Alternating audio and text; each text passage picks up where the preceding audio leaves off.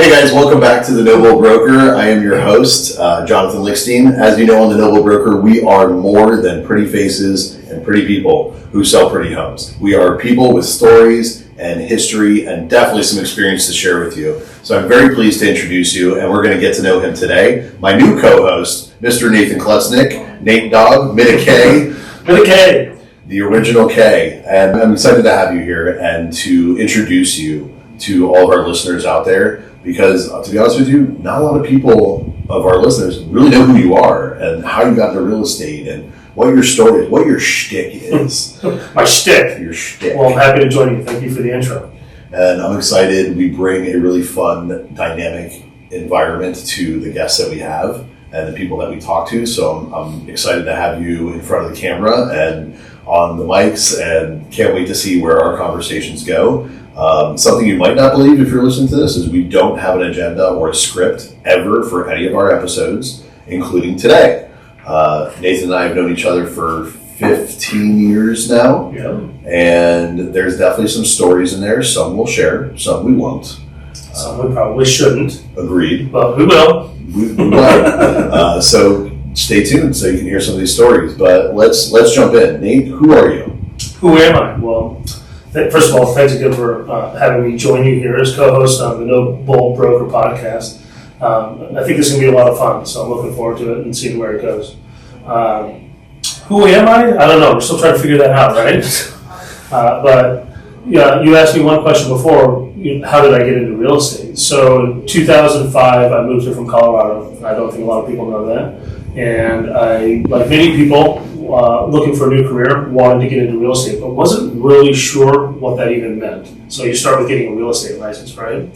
So I went to work for, I won't even name it, but a local boutique brokerage that I thought would be great for mentorship and kind of learn the ropes. And I was there for maybe 6 or 7 months before I realized that I wanted to learn more of the management side of the business and learn more about investing and property management and a little bit of everything, right? So I ended up taking a job for a rental property management company. So I went from getting my real estate license, started to work as a realtor, not really doing that well. You know, there was that mindset in 2005 that anyone can succeed in real estate because the market was so hot.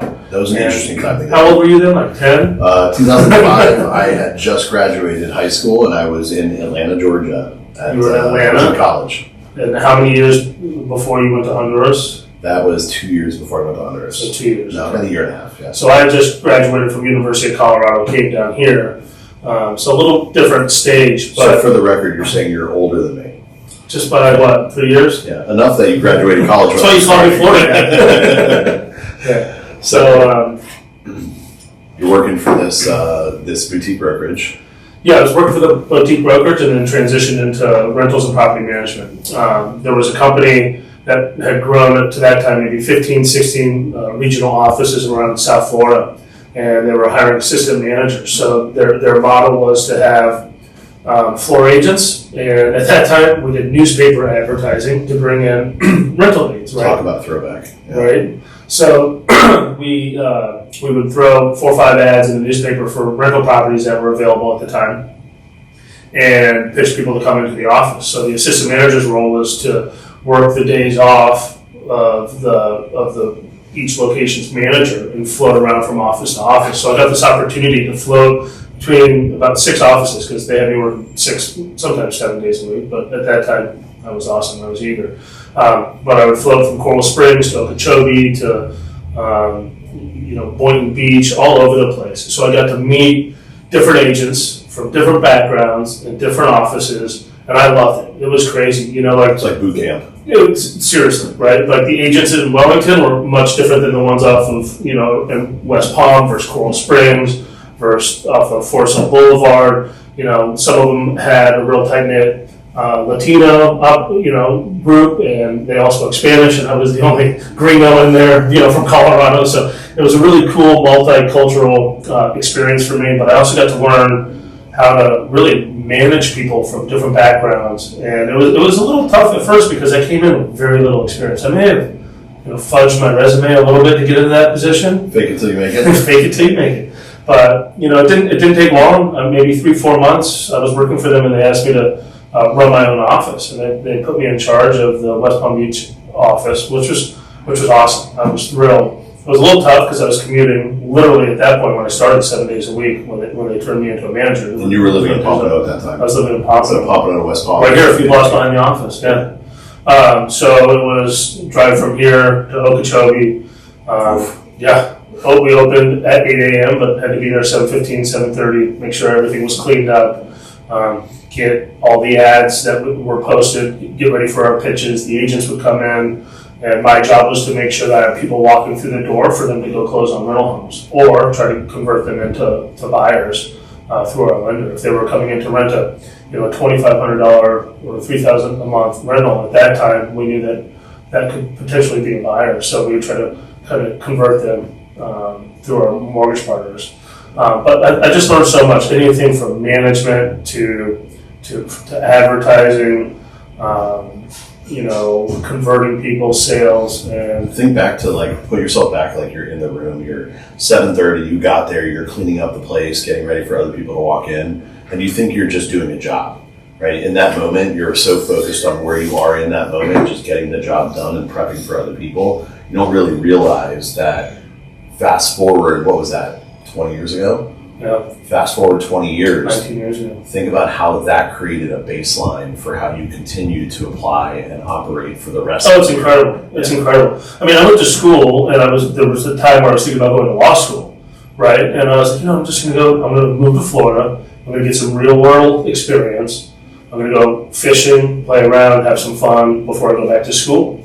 And that real life experience of working the jobs, I mean, it was better than any education, at least for me, that I could have gone back and gotten, because it's led to where we are today.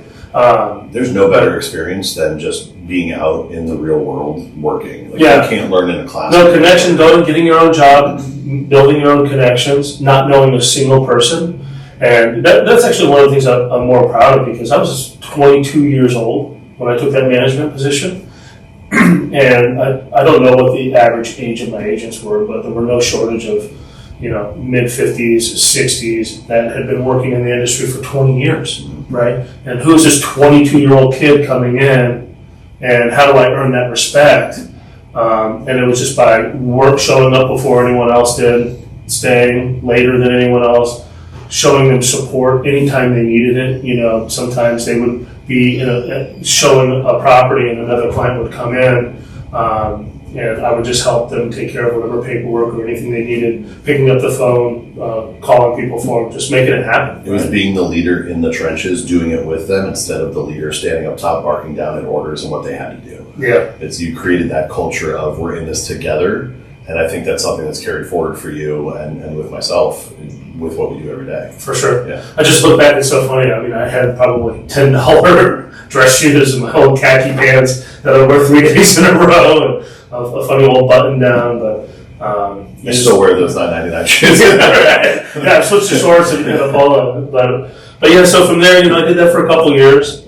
There was some stuff that happened within the company, organizational stuff, and they were changing a lot of things around. They moved my office to Coral Springs, which I thought would be awesome. It was, it took me from anywhere from an hour to 2 hour commute, depending on traffic, and if it rained, and if I caught a train, down to a 20-25 minute commute. So I thought that would be great. But the production in the office that they moved me to was about an eighth of what the production that we had built up in the Palm Beach office. And 90% of my pay came from the bonuses and overrides on the agents that I recruited and managed and from their files. So it was almost like an automatic reduction in income. Yeah, it felt like a penalty, and I had assumed when I accepted it, they would at least give me time and compensate me based on that, because they turned it over to someone else that walked into something that I worked really hard to build. And I also realized it was really hard to leave the people after I'd established relationships like that. So kind of soured the whole thing, so I was open to other opportunities, and someone mentioned, why don't you try to go sell new construction? You're really good at sales. It's a different mindset, less management, just focus on selling. You can make a lot of money. So I took a job with a local Florida builder from there, and then I learned the whole new construction sales side of things. So the combination of that first job and then learning new construction sales really laid the foundation for what we've been able to achieve today with Lokation. So I would consider you not so much as a real estate entrepreneur, but just an entrepreneur in general. And that starts way before you get into real estate or get your license. Like think pre-college or high school or growing up. Did you always want to own a business? Was it something that you didn't really know where you were going to go or what you wanted to do? Did you always want to be an attorney? Where did this entrepreneurial mindset start looking back? Man, it all starts with sales. I did not want to be an attorney. I told myself for a little while, maybe I'll go to law school, but I never really wanted to be an attorney. But I can't see you being an attorney. No, I don't think I'll last very long.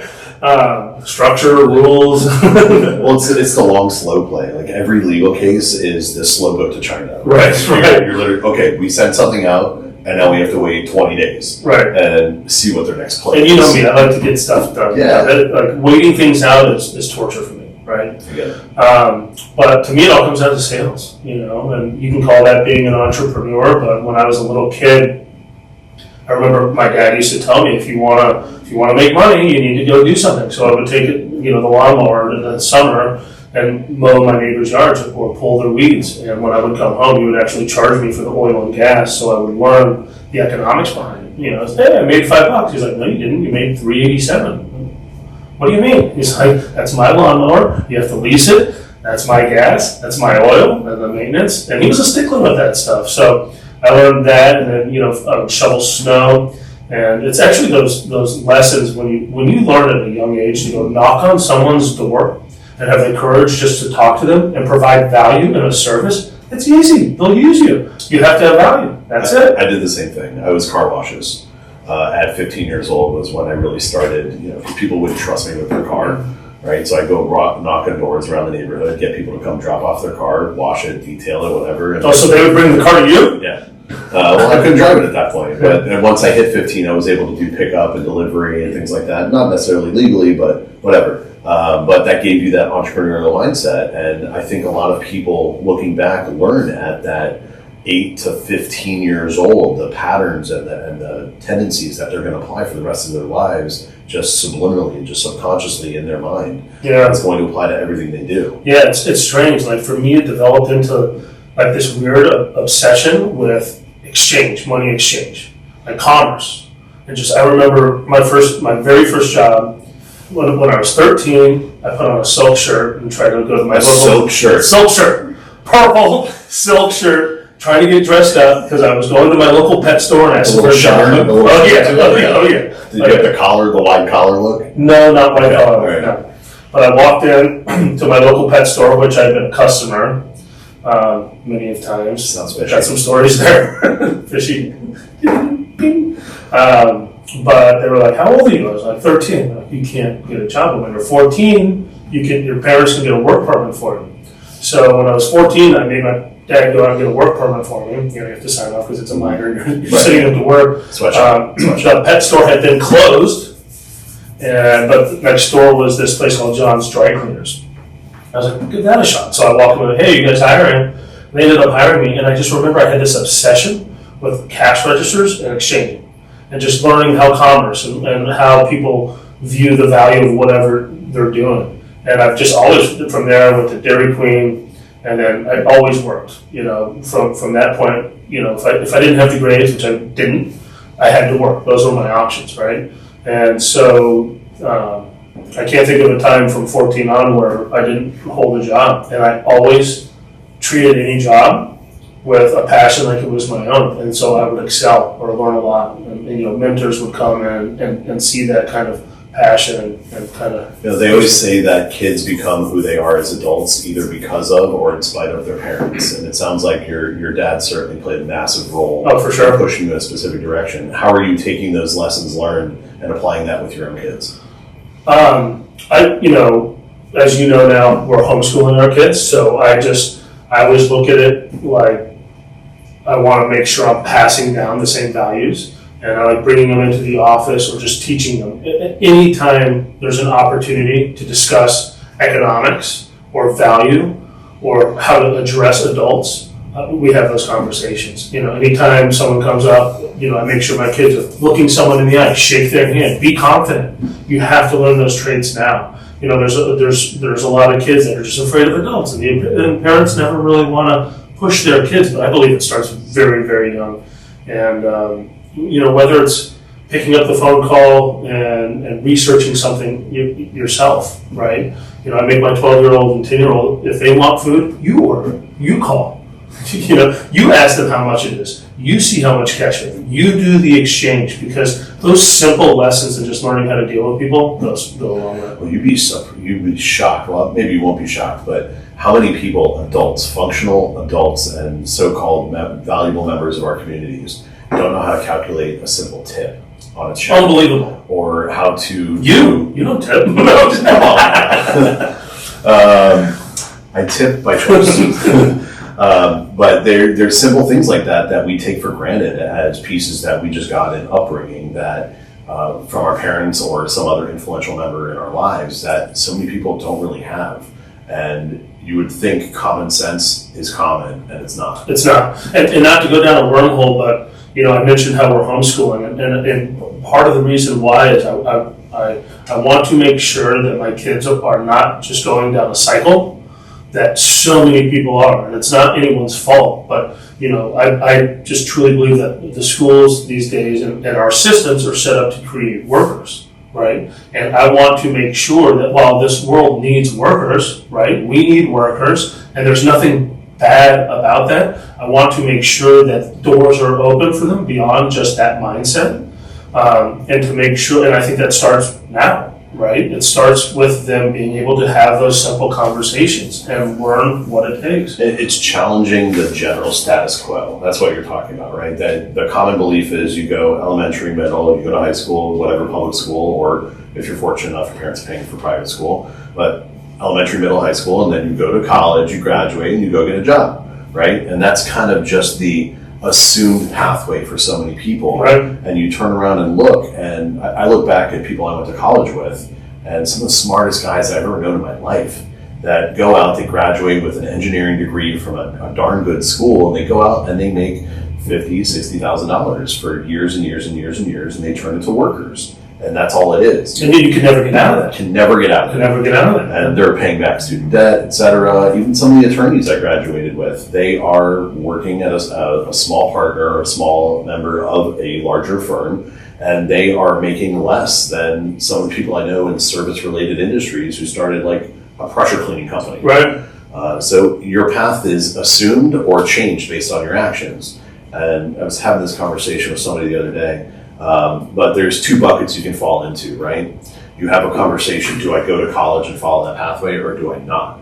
And you can be successful with either pathway you take, it depends on you. Now, the people that go to college, there's a larger percentage that find success and a smaller percentage that don't. And the opposite happens if you don't go to school. Why do you think that is? I just think it's the individual person. So the degree is a safety net. At some point, if you have nothing else going on, you can walk in with that credential and have a door open. Do you think that even exists anymore? Yes and no. I mean, certainly maybe for traits, right? If you're an engineer or an attorney, obviously you have to. That's large international corporations have that requirement. You can't even get a job as like a front desk admin without a degree, without not only a high school diploma, but a college degree. So they won't even talk to you without that. You could be the best person they would ever have in the company. But if you don't have that piece of paper, they won't even open the door. Bullshit. If you can get in front of them and they see that you're the best person, they'll hire you. But it does make it harder. It's a lot harder. For sure. So also, college, you build a lot of contacts. It's the people that you spend your time with. Agreed. And it's getting out of your parents' house and being on your own. And if you survive, Being on your own is a huge part. Huge. But it's definitely about contacts. And you can do that either way. Whether you're in school for 4 years or you go work somewhere and use sweat equity for 4 years, you can still find contacts. It depends on the person. You control your destiny. You ultimately do. Yeah. And that certainly applies to real estate, right? An agent gets their license and they didn't take a job. They just opened a business. And that person's actions determine where they're going with the rest of their career. Right. Would you say that you've learned something along your way in these last 20 years that you wish you would have known at the very beginning? Oof. That's actually pretty hard to answer. Of course, there's so many different things that you wish you could just accelerate, but without going through and living through the experiences and falling on your own face, I don't know. There's nothing specific jumping to mind, because without going through all the phases, I don't know where I would be in a chronological order. I mean, you get experience little pieces and you have failures along the way. Completely. So it's hard to go back and, I wish I just knew this. There's little things, but something big, no. And you know better than anyone. I mean, we built this business without raising money. We've never taken on any debt. This is literally just us going out and working and relying on our sales skills and our people skills and all the experience that we learn. Building contacts. Yeah. Just pushing your way through. You have a goal in mind. I don't think we're anywhere close to our ultimate goal, but anything you're doing today is what can I do today to improve my situation for tomorrow? And as long as you check that box every single day, it's impossible not to make progress. Right. We get so bogged down, not us in particular, but just people in general, humans, we get so bogged down with the busy work. I think this is the biggest lesson that realtors can take away. Realtors, lenders, title companies, anybody within any type of business. If you are so focused on doing the work and not setting yourself up for what's next, then you will never go anywhere, you'll never grow, and you become a worker for yourself. Right. And there's expensive lessons that you learn along the way. I mean, to your point, is there anything I wish I knew then? I mean, I guess if I were more business savvy, I would have understood how to set up a proper accounting department and certain things that as you expand and you grow and you scale a business that you're just not thinking of, that if you thought about it at the very beginning or you knew, that it would have saved us a lot of time and money from going and fixing that. Something that I always hate that people do, and this usually happens when someone's entering into the industry, for example, is they're so worried about looking professional and looking perfect and everything being top notch, dot your I's, cross your T's. You can't mistake me for someone being unprofessional. I am a consummate professional.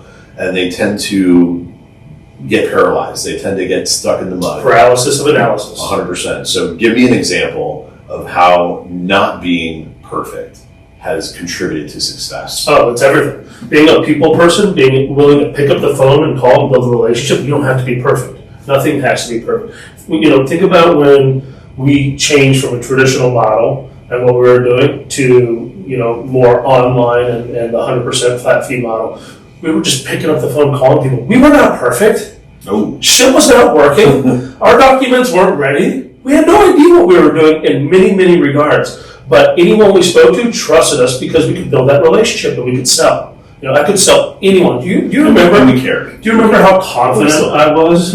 We still care. But do you remember how confident I used to be when I was on a recruiting call? That person will join by tomorrow. If they don't, I'm going to take it personal, right? And I'm going to call them back and be like, hey, what happened? What did I do? Because we would go in and we would develop these relationships. So and we still do that. So if I was waiting for my company and my infrastructure and our websites and our back end and everything to be perfect before I picked up that phone, we would still be on agent 0. We'd still be playing. Right.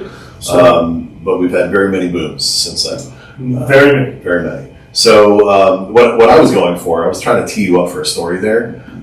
You think about the origin of not Lokation, not the K Company Realty, not the K Company of Realtors, but just back in the beginning, K Company of Realtors, before you even formalized the rest of it. Yeah. Before we had to change names. That was before NAR served me with the trademark infringement. We didn't know. We didn't know. I guess that's another thing. Had I known, I would have avoided that. So I'm trying to tee you up for back then. You had a super small boutique brokerage, a couple agents. You were just starting off, trying to figure it out as a broker, which so many people in the marketplace are doing. But they worry about appearing bigger than they are and worry about being perfect and professional.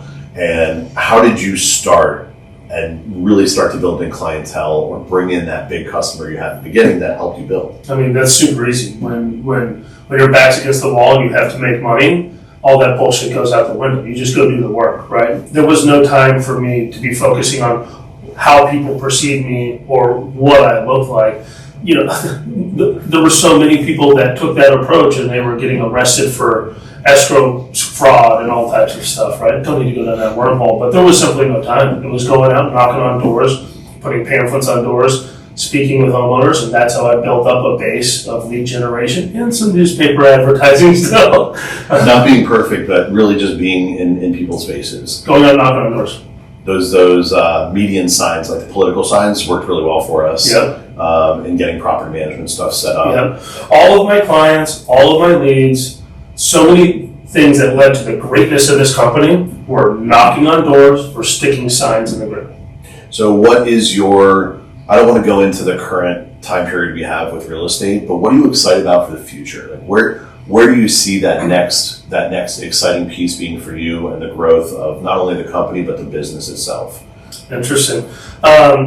Probably two things. Of course, the continued expansion of location and our agent count is at the forefront of my priority right now, and I think there is such a massive opportunity for the value that we bring to this market for agents, and more agents, just 130 last month, have seen that, so I'm really excited about the growth, and I'm also really excited about transitioning into more of the investment side. You and I talk about real estate on the macro level a lot and how it shapes and impacts the environment in which you live and communities. And I'm really excited about the opportunity as there's new technology advancements, clean energy advancements on the way home designs are going to change and the impact that can have on a community. So I'm really excited about getting into that space now. Awesome. Well, I know it's been a whirlwind of experience for your last 19 years that you've been in real estate. And the future, who knows what it holds, but there's certainly opportunity in there. And I am psyched to have different people on here to talk to us, share our experiences, share their experiences on how we all impact people in the industry, inside and outside of real estate and the community. But I can tell you one thing that always comes out of our conversations: there's no bull. There's no bull. Thanks for coming. Yeah, man.